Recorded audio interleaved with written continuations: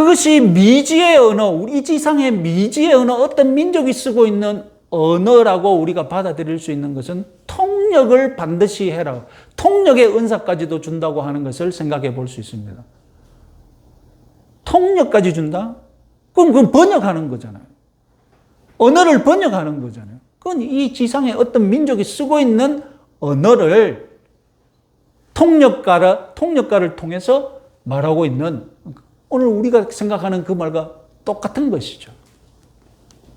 그래서 천사의 말, 이것도 이 지상의 어떤 민족이 쓰고 있는 미지의 언어일 수 있다. 이렇게 해석할 수 있다는 것입니다. 자, 어쨌든 지금 주목하고자 하는 바는 오늘날에도 성령 체험하기만 하면 방언을 한다. 이 오해입니다. 고린도전서 또다시 한번 읽어보겠습니다. 고린도전서 14장 18절, 19절, 26절. 내가 너희 모든 사람보다 방언을 더 말함으로 하나님께 감사하노. 그러나 교회에서 네가 남을 가르치기 위하여 깨달은 마음으로 5마디 말을 하는 것이 1만마디 방언으로 말하는 것보다 나으니라. 그런즉 형제들아 어찌할까? 너희가 모일 때에 각각 찬송시도 있으며 가르치는 말씀도 있으며 계시도 있으며 방언도 있으며 통역함도 있나니 모든 것을 덕을 세우기 위하여 하라. 자, 여기서 바울은 자기도 은사가 너희들보다 더 내가 방언의 은사 고린도 교인들보다 내가 더 많다 이렇게 말하죠. 하도 저기에서 자랑하니까 고린도 교인들이 방언 좀 한다고 자랑하니까 까불지 마라, 내가 너희보다 방언 더 잘한다 이렇게 깔아놓고 시작하는 거예요. 여기서 바울은 은사가 풍성한 고린도 교회가 너희들 모두 방언하는 것이 아니지 않느냐. 보면 찬송하는 방언도 있고 말씀도 있고 계시도 있고 방언도 있고 통역함도 있고. 이것은 무슨 말입니까? 모든 사람이 다 방언의 은사를 받은 것이 아니라 각각 다른 은사를 받았다는 것이죠. 성령 체험하고 방언 체험한 베드로가 곧이어서 설교합니다. 다음 주에 말씀드리겠지만 설교할 때 베드로가 방언으로 설교했겠습니까? 베드로는 설교할 때 외국어나 방언을 하지 못했습니다. 그래서 그 베드로는 갈릴리 사투리가 심해가지고 좀 말만 길게 하면 저 갈릴리 놈이네 이렇게 눈치가 챌 수 있는 아주 그 양상국이 아시죠? 말만 하면 그 김에 진영 촌놈 그 티가 탁 나지 않습니까? 베드로도 말만 하면 갈릴리 촌놈이네. 아는 사람은 다 알아챌 수 있는 그런 말로 설교를 했다니까요. 그러니까 외국 사람들이 못 알아먹는 거예요. 누가 필요했겠습니까? 통역자가 필요한 거예요. 그 따라다닌 사람이 누구였습니까? 마가였어요, 마가. 그래서 마가가 마가복음을 썼는데 그 마가복음의 출처는 어디서 다 나왔겠습니까? 예?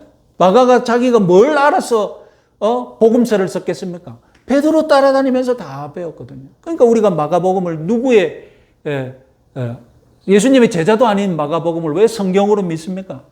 마가가 베드로의 통역가로서 베드로의 제자로서 베드로를 따라다니면서 다 들었다고 믿기 때문에 마가복음을 우리의 복음서로 받아들이는 것 아닙니까?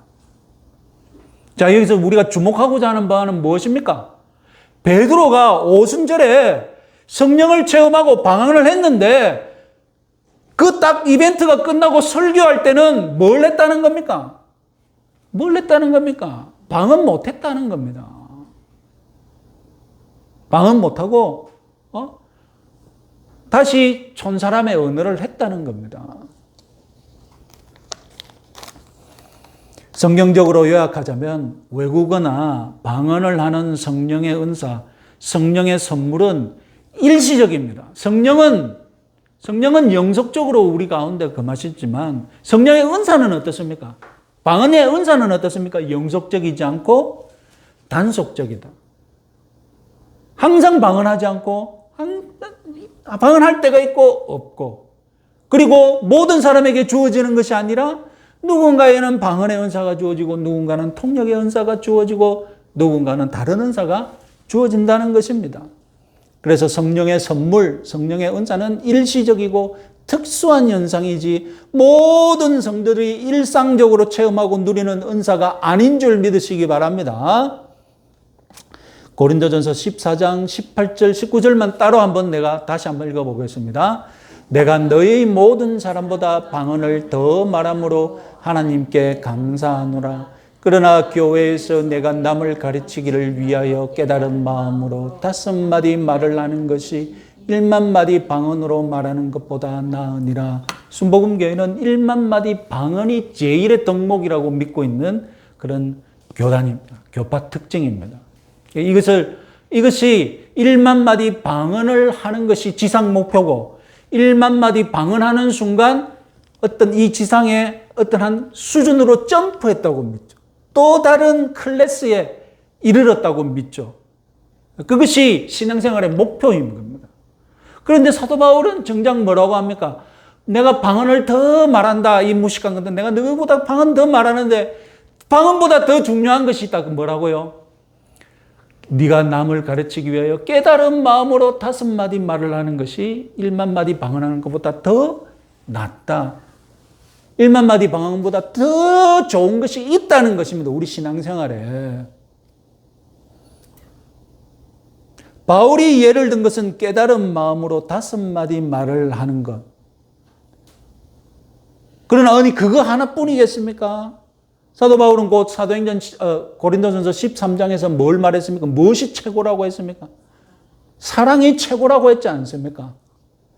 사랑이 제일이라고 했으니까 사랑이 넘치는 말을 하면 1만 마디 방언으로 말하는 것보다 나은 것이죠.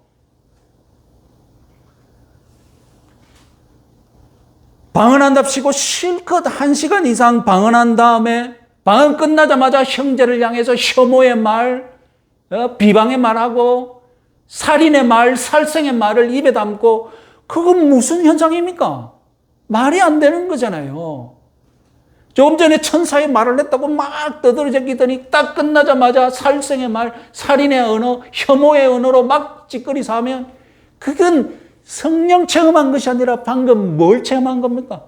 방금 악한 영을 체험한 것이죠. 악한 영을 가득 담아 놓으니까 입에서 뭐가 나오는 겁니까?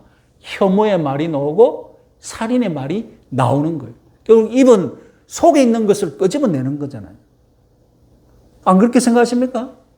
입은 내 머릿속에, 내 속에 있는 것이 밖으로 나오는 거잖아요. 조금 전에 내가 성령 체험했다면 내 입에서 뭐가 나야 되겠습니까? 성령의 언어가 나와야죠. 은혜의 언어가 나오고.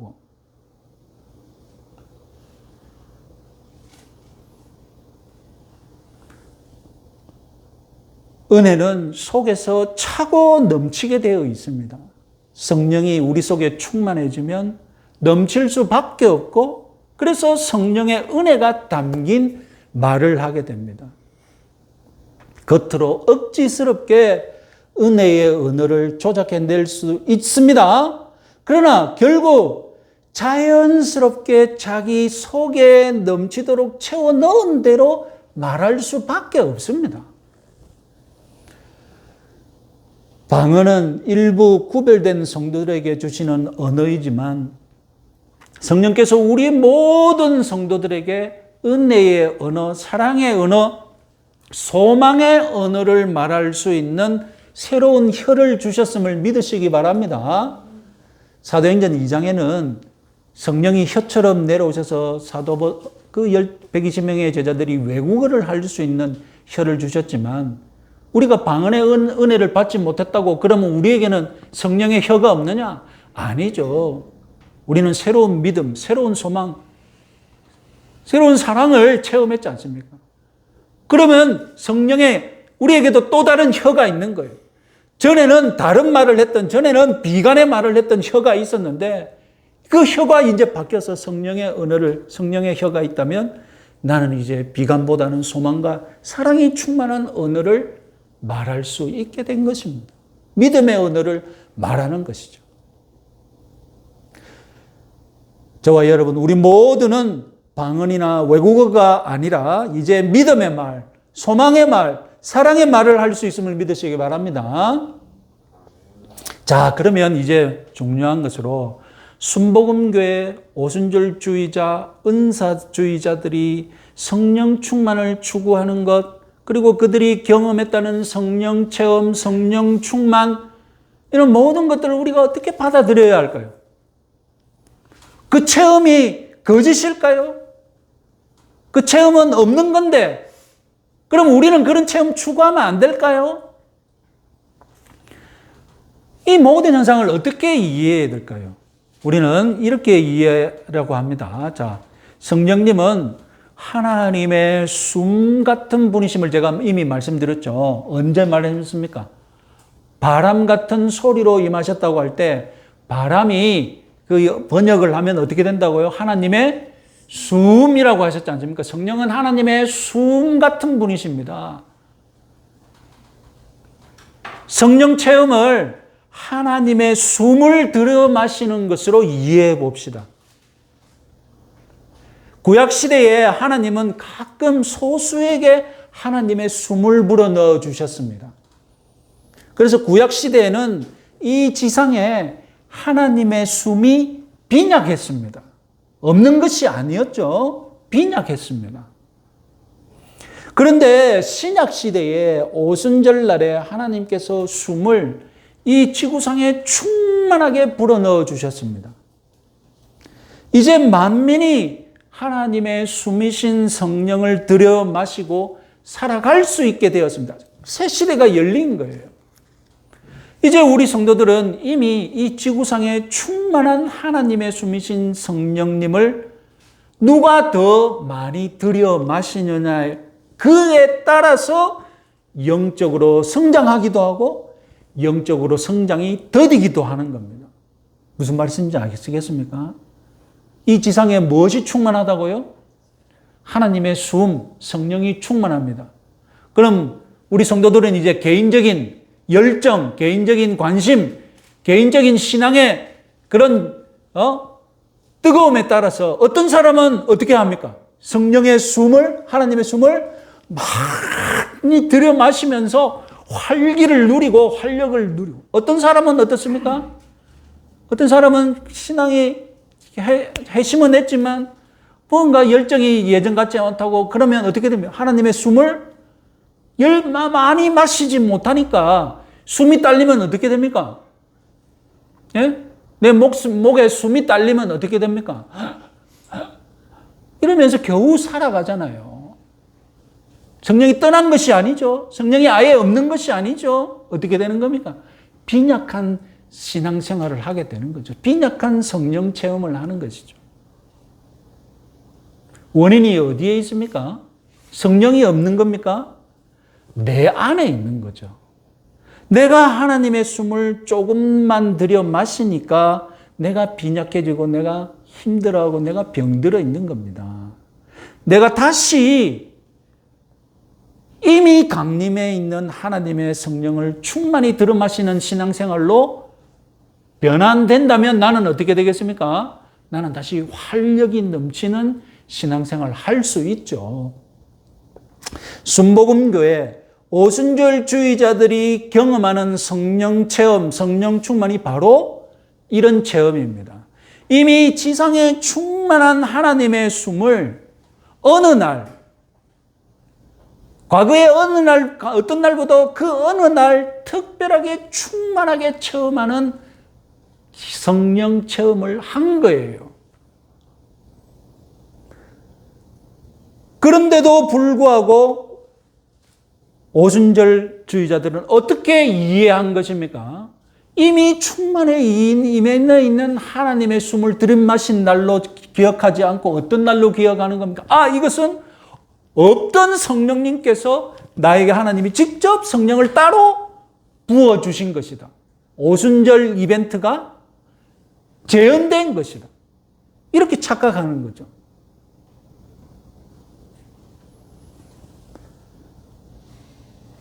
지상에 하나님의 숨이 충만해 있는데도 불구하고 다시 하나님의 숨을 나에게 보내달라고 기도하는 것, 이 코미디이지 않습니까? 그렇게 기도한 후에 하나님 나에게 다시 성령을 보내주십시오. 그런데 성령은 이미 와 있거든요. 그래서 자기가 성령을 이미 하나님의 숨을 충만하게 들여마셨어요. 그러면 이미 와 있는 성령을 충만하게 들여마셨다고 해석하지 않고 어떻게 해석하는 겁니까? 아, 하나님이 나에게 다시 하늘에서 나에게 성령을 다시 보내주셨구나. 그렇게 또 성령 체험한 것으로 해석하고 믿는다는 것이죠. 그런데 장로교인들도 오순절 성령 강림만큼 강력하게 성령께서 역사하시기를 간절히 바랄 때, 내가 성령에 사로잡혀서 한번 크게 성령의 신앙생활에 점프를 했으면 좋겠다. 그런 간절한 마음을 표현할 때 어떻게 표현하느냐? 오순절 이 영향을 받아가지고 어떻게 표현합니까? 오순절 성령 강림을 일으켜 주시옵소서, 이렇게 기도할 수 있다는 겁니다. 어떤 그 마음에 무슨 마음을 담은 겁니까? 나에게 오순절 성령 강림을 일으켜 주시옵소서, 그렇게 기도할 때에 어떤 마음을 담은 겁니까? 성령, 내가 성령에 사로잡혀서 성령이 이끄시는 대로 살아가는 그런 성령 충만한 삶을 살았으면 좋겠다. 그런 마음을 담고 그런 기도를 한 것이죠.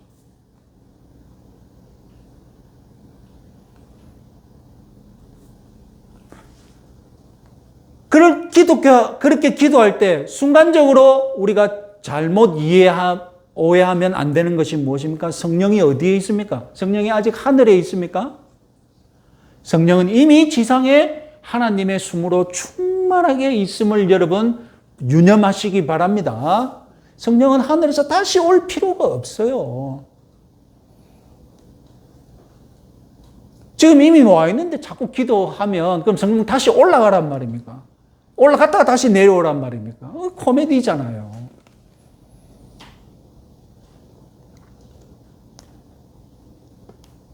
우리가 그렇게 기도를 하지만 성령님, 나는 이미 와 있는 거 안 믿습니다. 다시 올라갔다가 다시 내려오십시오. 그렇게 기도하지만 성령님은 이해하시고 우리가 잘못했음을 이해하시고 또 이 지상에 충만해 있는 성령님은 그들을 불쌍히 여기시고 어떻게 들어주시는 겁니까? 너는 오해하도 나는 이미 와 있으므로 너를 품어주겠다 하면서 우리에게 성령 체험을 허락하시는 것입니다. 말씀을 정리하겠습니다. 오순절 성령 강림, 하나님께서 당신의 숨이신 성령님을 이 지구상에 충만하게 불어넣어 주신 날인 줄 믿으시기 바랍니다. 성령이 이미 충만히, 하나님의 숨이 이미 충만히 임했음에도 불구하고 늘 숨이 가쁜 성도가 있죠. 이 지상의 한계, 우리의 연약함, 우리의 이 죄에 병든 육체의 한계 때문에 하나님의 숨이 부족한 성도들이 있습니다. 성령의 임재를 누리지 못하는 그런 성도가 안타깝게도 있습니다. 그렇게 힘없이 신앙생활하다가 누가 오순절 성령 강림을 체험하게 해주겠다고 하면 혹해서 넘어가기도 하죠. 이제 우리는 이미 이 지상에 충만한 하나님의 숨을 어떻게 해야 되겠습니까? 흠뻑 들여 마시는 일에 우리가 나서야 하는 줄 믿으시기 바랍니다. 성령 충만을 누려야 합니다. 내가 하나님의 숨이 충만해지도록 성령이 나의 속에 거하는 성전인 줄 의식하고 믿고 항상 성령님을 의지하고 기도하고 성경 읽고 다른 거 없습니다. 수많은 성도들이 2000년 동안 실천해왔던 대로 신앙생활에 전념하고 몰두하면 하나님의 숨이 내 속에 충만하게 들어오시는 줄 믿으시기 바랍니다.